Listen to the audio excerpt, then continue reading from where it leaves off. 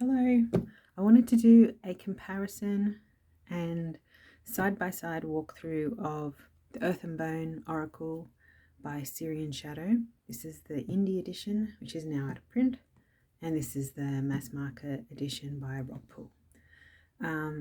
The artwork is largely the same, but colours have been changed.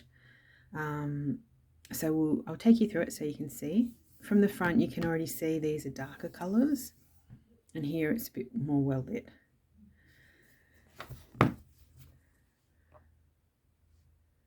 And when you read the back too, so on the indie one it says, this will lead you on a transformational, empowering journey. It says, reveal deep-rooted issues and connect with your guides.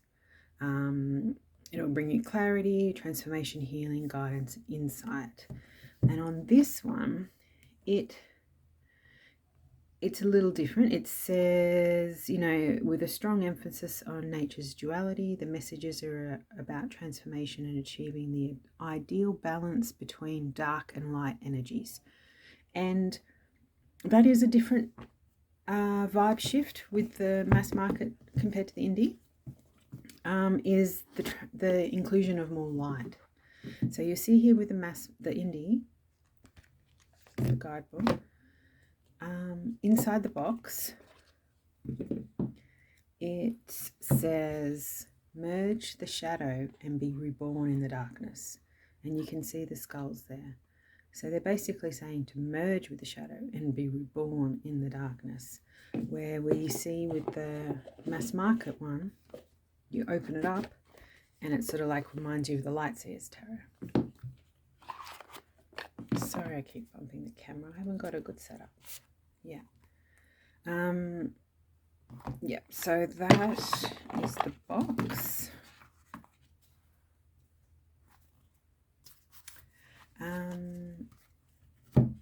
It's like that. So I remove the boxes.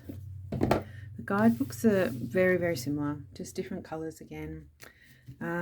Same sort of amount of information, just slightly smaller font. Like you get that much, and then here it's sort of like they just put the affirmation in a little box, and they do a larger picture of the card. Where here it's quite small. The mass market one's just a little thicker, but I think that's largely due to bigger font size. And then when you get to the deck, so you can see that there's been a color change. So these ones are like darker generally and earthier colors, and these ones have brought in the light. So you've got butterfly, light blue, and this border. Also, it's got this really glossy, bright gilding. That's teal color. Same sort of thickness. Both got good cardstock. So this one reminds me a bit of the Ritual Tarot deck. It feels beautiful and lush. It's also buttery. It riffles beautifully. It's nice and soft. And it's really silky to shuffle. This one's also great. It's got a really nice bend. And it makes that noise. I can't do it without messing up the deck. But it makes that noise, which I quite like sometimes. So the first card is one of the ones that's the most obvious. Like there's probably about 5 or 6 that are really, really different. This is one of them because of the color change. So you can see it's all gone to blue from this purpley color, and you can see it's also more zoomed in. So the skull, the skeleton guy is bigger. We've also moved the title up the top and the number. I like that the number's sort of gone because sometimes the number can get in the way of the artwork a little bit. And it's just really well lit. So you can see all the dirt on this skeleton guy where you can't see it as well here, but you can still see it. Also, sometimes the keywords, there's more keywords on the indie deck than there is on the mass market. They just sort of ditch them sometimes. You can see here, again, more well lit and some colour changes. So here we've got this dirty orange, and now it's like this gold colour. And it's this deck here too it's especially well lit just in this zone always. There's like this line here where it goes dark afterwards.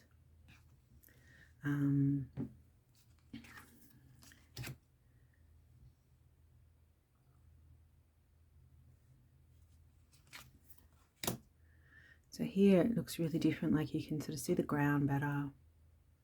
Her hair glows, the planet behind her is brighter, everything's brighter. So I feel like this one has really integrated the light, where this one is about stepping into the dark, to the shadow, and merging with it, and then being reborn there. Where this one's like, it's dark, but there's a disco. So it's got a different vibe. I love this one. It just looks bigger, this one, actually. So maybe they're not all zoomed in, because this one looks like it's zoomed out a bit.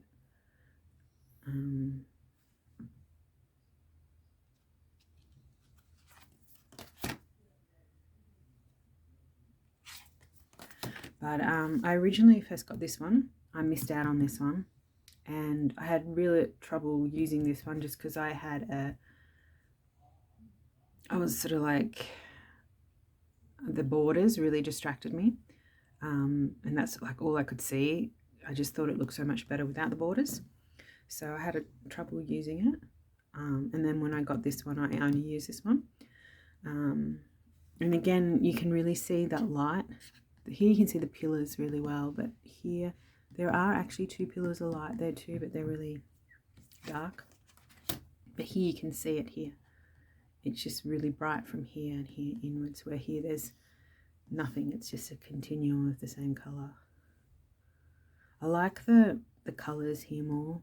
It's like softer. It's like, you know, like it is dark and it's sort of just like lit by the moon or something, where this feels like it's stage lit. Like, you know, there's really bright light on it. And again, you can see this light. And I like this one more. It's just got a calmness to it, and it's more beautiful, I think. And this one, I just feel like I know this place. I can go here. This is the way things really look, where this is like, I don't know where this light is from. And again, you've got that pillar, no, not pillar, like just this zone here where it's well lit, which I don't think is actually really well done. I don't really like that. Here we've got a necklace too. But I do love, in a way, this white hair. I love how white really turns up. Sometimes I like that it's well lit because you can see things more obvious, but if you take a second to look at this, you see everything. So this is just more agreeable to me. And here's an example of when we lose some keywords. We've got adventure and first step. We haven't got first step here. We haven't got beginnings here where we've got it there. And you can see this dark grass, and here it's really well lit. Like as if, you know, you've got fairy lights in the backyard. And there's colour pink and her red hair. So it's called Earth and Bone, which is really earthy, you know, the name of the deck. But here it feels, let me just, my dog. Yeah, I just had to let my dog out. So yeah, I also don't like the colour green. Unfortunately, I don't like nearly all the changes, except, like I said, they move the number, which on a few cards has gotten in the way of the artwork. But just look at this, it's so beautiful here. That's how the night looks to me. Not like this so much. And I like these colours more. Even the purple cloak. And you've got that pillar of light again, and the pillar of light here.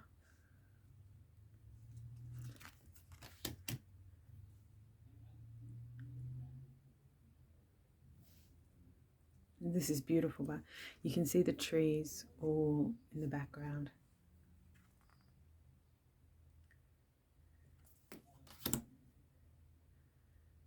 And the colour choice I like here more, without this light. like the purple more. This green is nicer than this, I think. And I like that the image goes right out to the edge. So the dark wood, it's right out to the edge. Where here you've got, it interferes with the, how it goes light to dark, and then there's a border.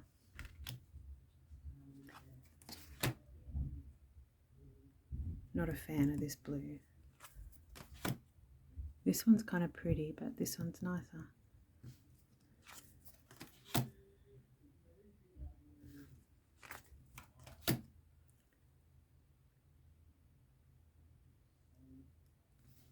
Yeah, I do kind of like the white, but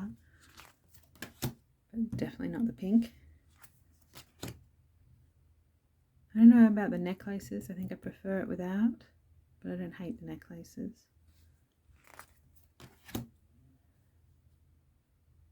She's got a, like a belt or something here. This is just more beautiful. This one's zoomed, how do you say that? Zoomed in. Yeah, because see, this one takes up more of the card image and this one's smaller. And the yellow colour, it's just bringing in the light again, I suppose. But this one's so much more beautiful.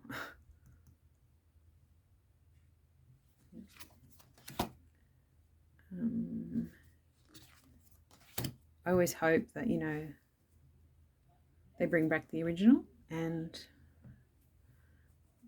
not go mass market. And just, this one, I like both, but this one here, I really do. This one's my favourite because it doesn't have the border and all of that. And I still like the colours more. It's softer and it's quieter. But this one's beautiful as well. Oh, this one's just so much better. Yeah, I do love this white. And you can see here, this one in particular, the number 37 here, it's covering up the little dollar. So you can see the dollar on this card because there's no number 37.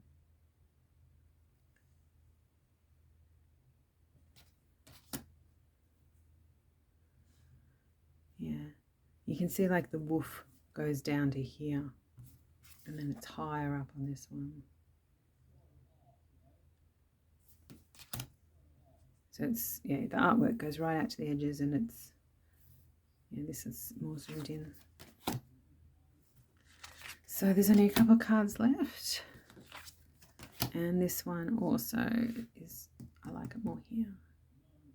So I think they tried to make it more palatable perhaps for the mass markets market, the mass market by bringing in the light. But I think what was beautiful about the deck was its quietness and its darkness. Yeah, so that's the indie and the mass market comparison. Hope you enjoyed. Bye.